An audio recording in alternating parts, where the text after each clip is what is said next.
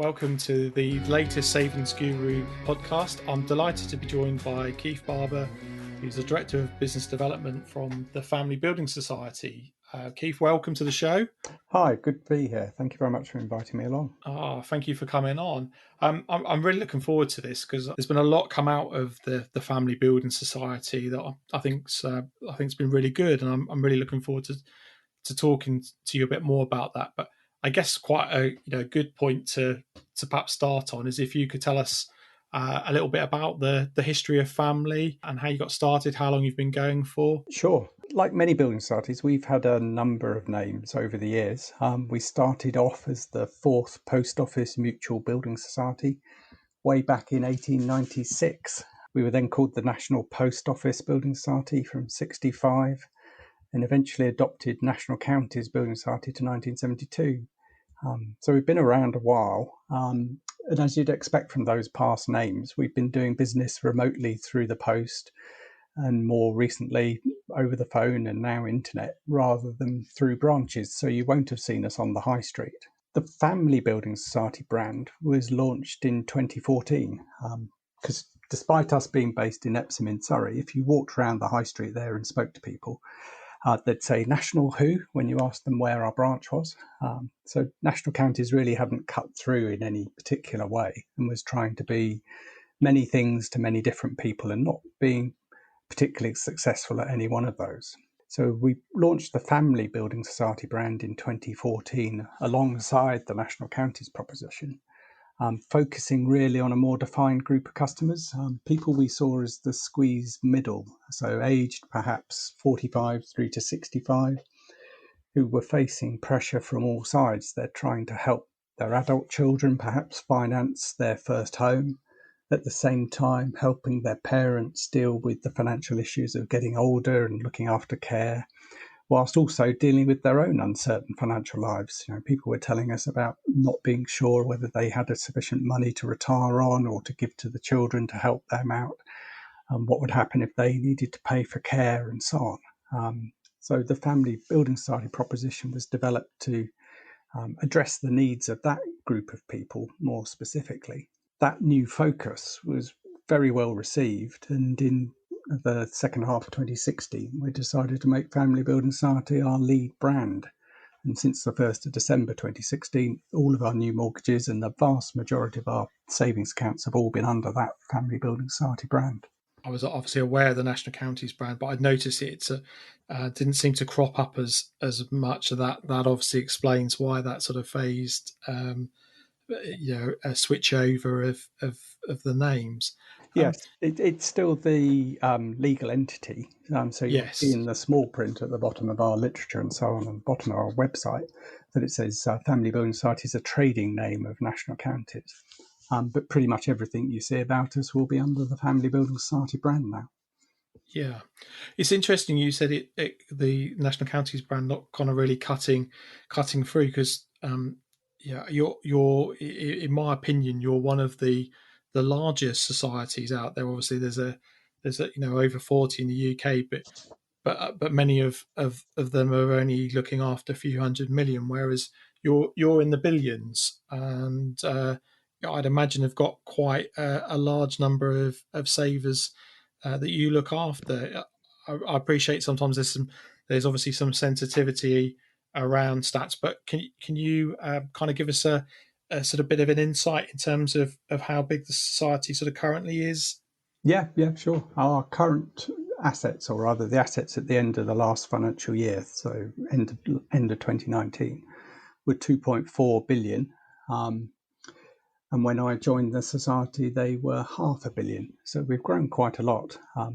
That makes the society the 11th largest building society out of the 43 that are currently around. But in terms of proportion, we're only 1% of the largest building society, the Nationwide. They've got assets of £245 billion.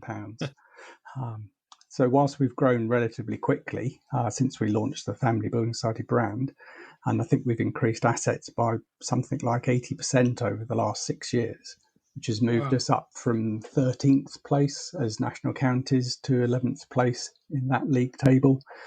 We're still only sort of accounting for just over 0.1% of the mortgage market, for example. So plenty to go at. Yes, you asked about the number of savers. If you compare us to building societies of a similar asset size, we've probably got about half the number of savers that they would have. Okay. And we think that's because we don't have a branch network. As our history came out of the post office, everything was done through the post. We didn't need a branch network as such. So we've got about 50,000 savers at the moment, and the average saver keeps about £36,000 with us. That's pretty high average balance. I'd imagine there's quite a few. Even some of the newer banks will look at those figures and say that they would like to be at that level.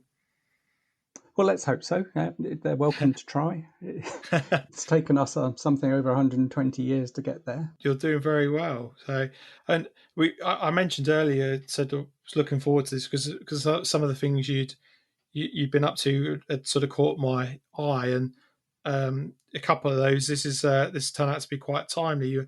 One being the Windfall Bond, and the other being the Market Saver, which have both come back, having had a short absence. So perhaps you could tell us. Perhaps let's start with a Windfall Bond. What was the sort of thinking behind that, and how's it kind of been received by savers? Well, the Windfall Bond came out of thinking about what could we do differently in the savings market, given that interest rates were at historical lows. And the backdrop I'm thinking about there is 2013, 2014. We've just been through the global financial crisis, and interest rates had dropped significantly. They weren't quite as low then as they are now, but they were pretty close. So the Windfall Bond is a simple product coupled with a prize draw. Now, the product is a bit dull, and as the product developer, I think I can take responsibility for that. It's a 35-day notice account in which you invest £10,000 exactly. So there's nothing particularly exciting about that. We pay interest at the Bank of England base rate, so that's 0.1% now. What the Windfall Bond qualifies you for, though, is for each Windfall Bond you hold, you get a ticket in the Windfall Bond free prize draw. That happens on a monthly basis. At the moment, there are 13 prizes available each month, and from the beginning of October, so bonds being open now will qualify first for the November draw. So from the beginning of October, existing customers will see prize numbers increased, 21 prizes a month. That's one top prize of £50,000, two prizes of 10, three prizes of £2,500, and 15 prizes of £1,000. So that's the exciting bit of the product, is enabling people to earn a return that it would take quite a long time of earning interest at 0.1% to accumulate. It's tax-free, and you've got a 1 in 714 chance of winning in each draw. So why not have a go? Your capital's safe. All you can lose is your interest. That's probably very much it, isn't it? Is that what has been the attraction for savers, in that you're still getting an interest rate at against a fair benchmark, but actually you've got a chance of potentially taking home a lot more. Yes, absolutely. And when we did some research with existing Windfall Bond customers last year and people who had looked at it and not taken one out, we said, what would you like to see more of in the product? And they said an increased chance of winning, more prizes. So in increasing the capacity earlier this year and reframing the prize draw, we've done exactly that. So we can deliver the prospect of winning a significant chunk, because £1,000 on 10,000, that's a not to be sniffed at 10% return.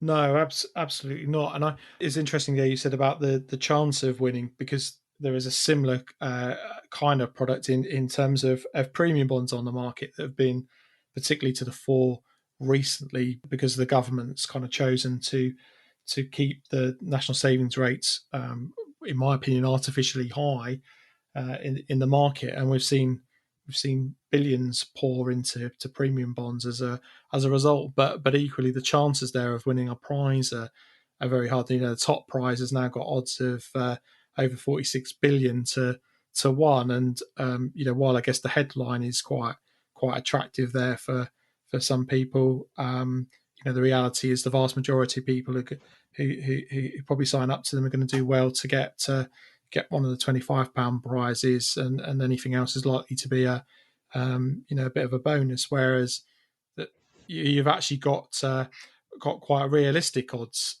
You've got a reasonably good chance of winning something, relatively. Yes, we think so.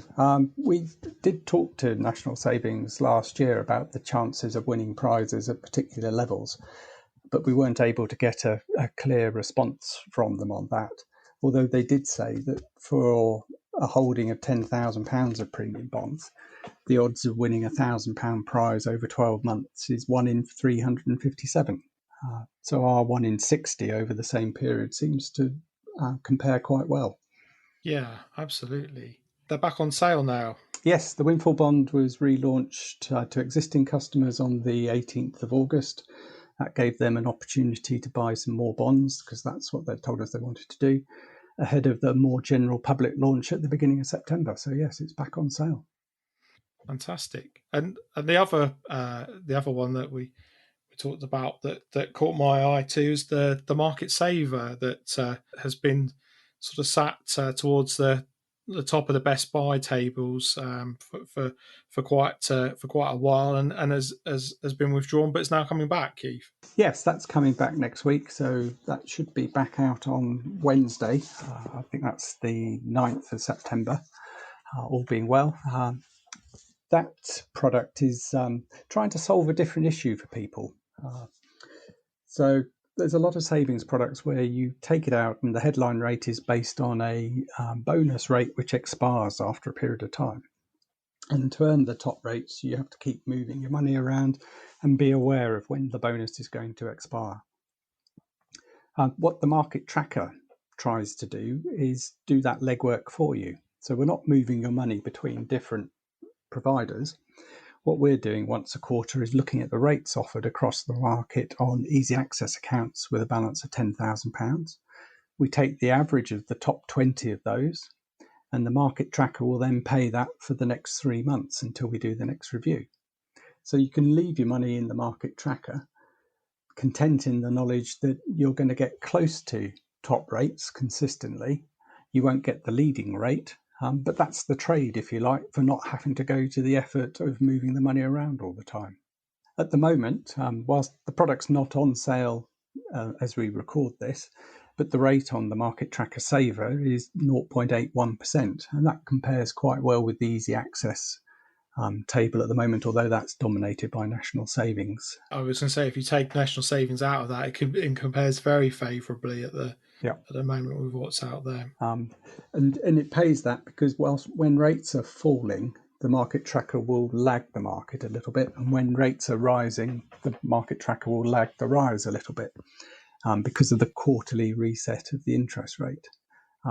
So from 1st of October, the market tracker saver rate will move down a bit more to 0.67, and that reflects the move which has been going on in the easy access market. And it also shows how deep the falls have been, because with taking National Savings into account in that calculation at 1.15, there's quite a lot of products in the top 20 who are well below that 0.67 level that we will be paying from 1st of October.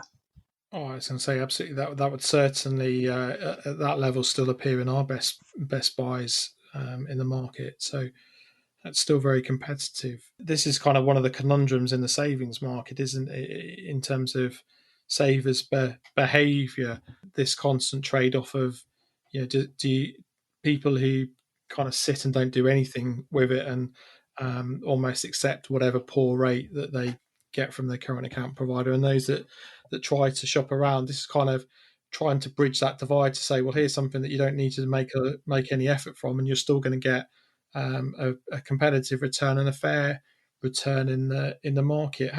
How's that kind of been received by savers compared to, say, your other sort of easy access style products. Well, if you look at the split in our savings accounts, about 10% of our accounts are in either the Market Tracker Saver or the Market Tracker Cash ISA. So there is an ISA version of this product. It pays a little bit more than the Market Tracker Saver itself, because we think we should encourage people to put money into the tax shelter of an ISA, given that it's there. Yeah. So it's not our biggest product line by any means, but it's not an insignificant part of what we do. No, and for a new product, relative to your history, that's a fairly good share to be at that level already. Yes, and it's the sort of innovation that's been around for a while. You might remember the Investec High Five product. I do indeed, yeah. It's interesting you say that. I guess the innovation's been out there, but it hasn't been sustained by anyone, has it? No, we've offered this since the launch of the Family Building Society. Yeah. So it's been offered for just over 6 years now, and we see no reason not to continue it. I think the Nationwide also dabbled with, the Champion Saver for a while. That's right. Yeah, that was a notice Showing account. our age, Keith. Yeah. Yeah, I've been in this market a little bit too long now, I think. Yeah. No, you're right. Champion Saver. Yeah. Yeah. I'm not afraid to sort of grab good ideas that we can see elsewhere and put them to use. No, absolutely. And it's been good for your savers that you have. I mean, you've been regularly featured in our Best Buy tables, but particularly the Market Saver has been in there, and some of your easy access and your ISAs and your notice accounts. And I mean, the tables have generally been dominated in recent times by a lot of the new entrant, so some of the so-called challenger banks. So it's been quite refreshing to see a mutual in there. Has this been a sort of deliberate part of your strategy? And obviously, the obvious question is, are we going to see more of it in the future? I fully expect us to be appearing in the Best Buy tables again, but I can't say exactly when. Is it part of our strategy? I think it's an inevitable consequence of how we're set up, because we don't have branches. The way of us reaching our consumers is either through advertising or through appearance in Best Buy tables. And you can say that putting the advertising spend into the rate is one very cost-effective way of reaching your consumers, because you're not paying for adverts which don't work. So sort of appearing in the Best Buy tables from time to time as we need additional money that's not coming in from existing customers is a way of topping up our funding, because our mortgage balance has been growing quite quickly. I mentioned our sort of 80% growth over the last 6 years, and we fund that pretty much entirely through retail deposits. So we have to go out into the market and compete with those who are there to attract deposits from customers. Yeah, I mean, we've obviously seen quite a strong influx of new entrants in the past decade. My last count was over 50 new entrants. Gosh, I've not counted it up. That's quite a lot, isn't it? Yeah, it is. About half of those new banking licenses, and about the other half are kind of ones that have either changed or new brands that have been launched by existing providers that haven't had a sort of presence in the market as well. So yeah, it is a lot. I mean, what sort of challenges has that presented to yourselves? Well, firstly, I'd say it's very good to see new entrants coming into the market, because it gives savers more choice, more alternatives. For those who've got larger balances, there's more people you can put your money with to obtain the Financial Services Compensation Scheme protection. And it helps keep that healthy competition between deposit takers going, which is good for savers, as that tends to drive interest rates up. There have been other sort of larger pressures which have held interest rates down, unfortunately, in recent years. But you only need to look at Marcus's arrival in the easy access market a couple of years ago at 1.5%, when I think the nearest rival was paying 1.3 something at the time. Yeah. To see evidence of that sort of beneficial effect of new entrants coming into the market. But what it does mean for us is that we're competing for retail savings with firms that have very different lending propositions, perhaps, and are earning higher margins than we can achieve on standard residential mortgages. And that forces us to look at ourselves and become more cost effective as a business. Normally, you'd say that goes to more online activity, but we're also trying to serve a segment of the market who like to be able to pick up the phone and speak to someone and send us a check from time to time. We're continuing to improve how we're conducting our operations. So we've just kicked off an 18-month project covering 4 key back office admin functions to make sure that we can meet the demand from customers, whether that comes online or whether they want to deal with us by telephone or through the post. It's interesting you say that, because I've certainly noticed that there's been a couple of providers in the market that have, what some people would say, maybe gone backwards by reintroducing postal options and allowing checks to be accepted where previously it had been online and electronic payments only. There's still a significant market out there for those sort of services and that kind of personal touch and being able to speak to somebody at the end of the phone. Yes, and I think we can make a difference in how we handle internally the work which comes from that. And going remote as a result of the pandemic has certainly brought focus in our business on how we can make ourselves more efficient, how we can move more stuff around electronically within the business, while still serving the customer in the way the customer wants to interact with us. That's a key thought for us, trying to be the best building society we can in the most effective way for our customer base. You mentioned there sort of having that review. Have you got any other plans in place for the future for your savers? Any other innovation coming down the track that you can tell us about? Not that I can tell you about at the moment. We've just updated and relaunched the Windfall Bond. Listeners will see some promotion of that over the next few weeks, or if you search on Windfall Bond, you'll find all the details on our website. We're currently rebuilding our shop front, so that's a new website which we expect to launch next year, which will be easier to browse products and compare them within our site and then go on through the application journey. Further ahead are some changes to our online savings service to make opening and running savings accounts easier. And another project is looking at the way we deal with fixed-term bond maturities to make that faster and easier, and for those who want to do it online, include an online option to do that. So not every innovation is about product. In fact, the product is probably the hardest thing to do in the savings market. And much of the recent innovation you see is focused around how to use or access products rather than the products themselves. That's certainly a strong list of work there that's going to keep you busy for some time, I'd imagine. 4 key projects over 18 months, whilst also dealing with largely still being remote due to COVID-19, and we don't quite know when that's going to end. It's certainly a strain on the business operations, and it's commendable of our staff that they've risen to the challenge quite as well as they have.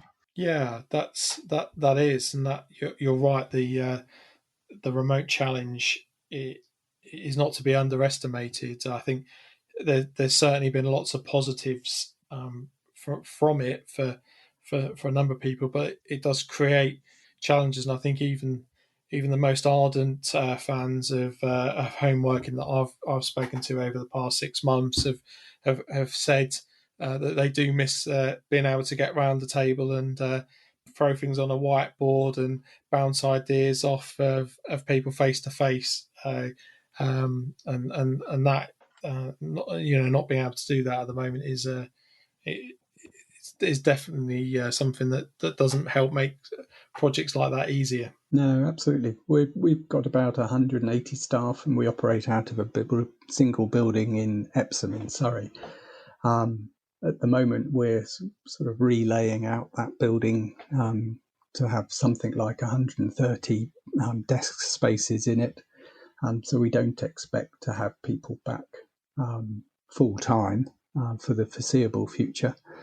But we did yesterday, for example, have about 60 people come and go from the building. So coming into the office to do things they needed to do in the office and then leaving and working at home again after that or before that. So it's certainly introduced much more flexible working practices. And we're working quite hard now to try and sort of introduce that innovation that comes from the tangential discussions which go on when you bump into someone getting a cup of coffee. Not that we're allowed to bump into anybody these days. Yeah. You're right. It's those. I think those are the things that we all miss. Obviously, someone who has been at the forefront during the pandemic is the Chancellor, and one of the things that I always ask every guest on the show is what would you do if you were, in this case, Rishi for the day, that would help save us? What would be the change that you'd like to implement if you were holding the purse strings at the Treasury?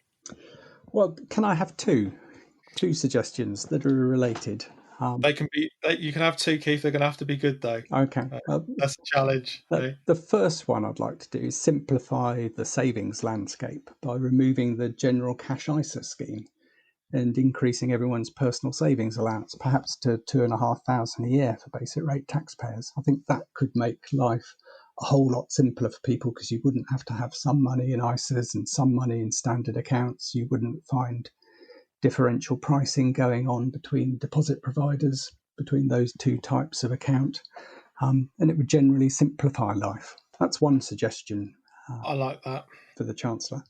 I'd stress I would keep the Help to Buy ISA and the Lifetime ISA. I think those were good innovations in the market, driven by the government. But my second suggestion, if I can have two, is to review the Lifetime ISA rules and make the scheme easier for deposit takers to operate, and so encourage more firms into that market, because I think helping the young, particularly now, giving them incentives to save for retirement and for their first home and for an emergency, perhaps, would be a sensible reform step to undertake.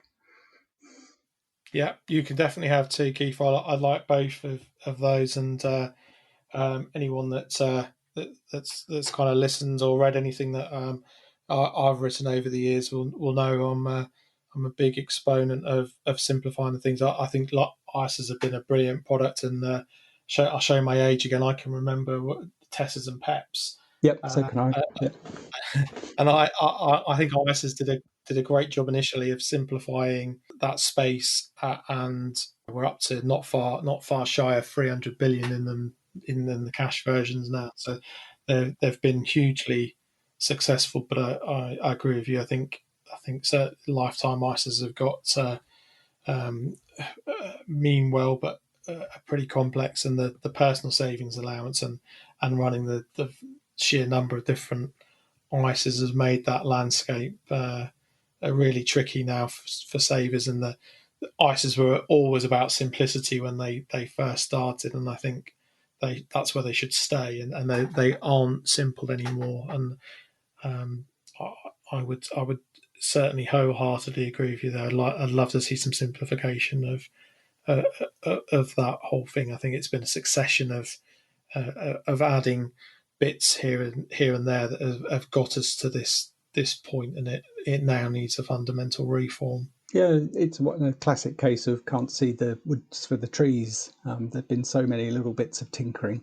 It's a bit like stamp duty in the housing market. There's so many exemptions for this or contrary incentives for that, to try and improve the lot of different people in different circumstances. That's another area that is ripe for reform. But you did ask me only for two, so perhaps I shouldn't be talking about stamp duty as well. Yeah, there's always things that could be. I think probably the sad thing is we may be a little while off of seeing much there, given what's going on, and I think the focus is going to be on other things, sadly. But I do hope it's something that gets looked at, and I think part of the problem here is the success of ISAs over the years is now part of the problem. We're seeing people who continue to save in ISAs, where with the personal savings allowance they'd be financially better off being in the ordinary counterparts, but it's been so ingrained over the past 21 years that to sort of maximise your tax-free savings, that message has got through loud and clear, but now in some cases to their detriment. Yeah. Well, let's simplify it, do away with a whole raft of infrastructure around it, and make people's lives easier. That would be good.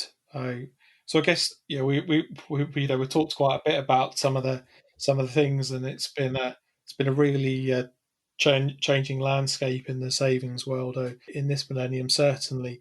Do you think that sort of pace of change is going to keep up? And do you think we're going to see further changes in the savings market in the next few years? Is there anything in your crystal ball that you see coming along?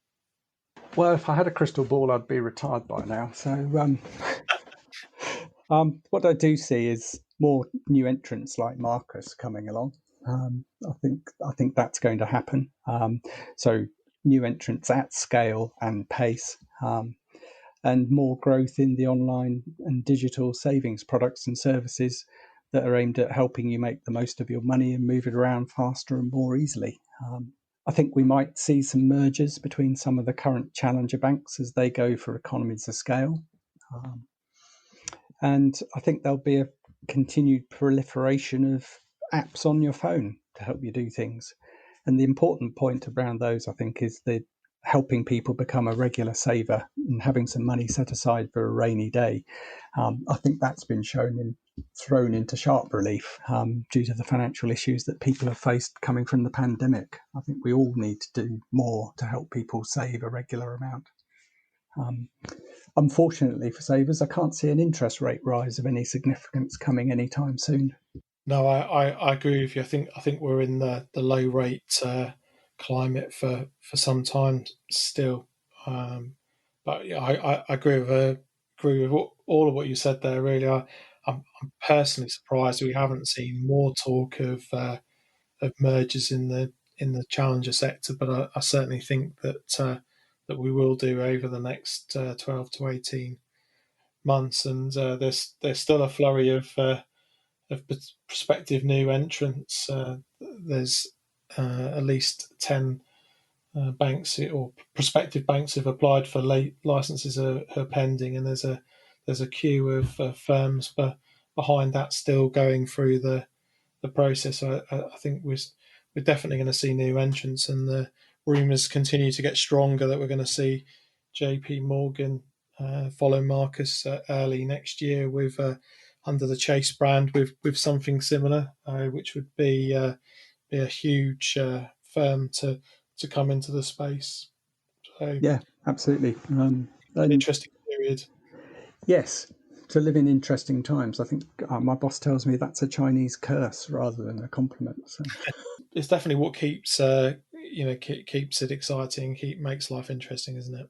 Yes, Keith, it's been an absolute pleasure to talk to you today. I've learned stuff that I didn't know about family, so it's been fascinating to hear your insight and hear more about what you've been up to. Thank you so much for taking the time to join us, and wish you every success with the relaunch Windfall Bond, and hopefully we have you back on in the not too distant future to tell us how that's gone, and maybe with some luck talk about that you've gone through the 3 billion mark. Well, that'd be good. Yes, thank you very much for inviting me on the podcast. It's been great to have a chat with you, and look forward to coming back to tell you how the Windfall Bond goes. Lovely. Thanks, Keith.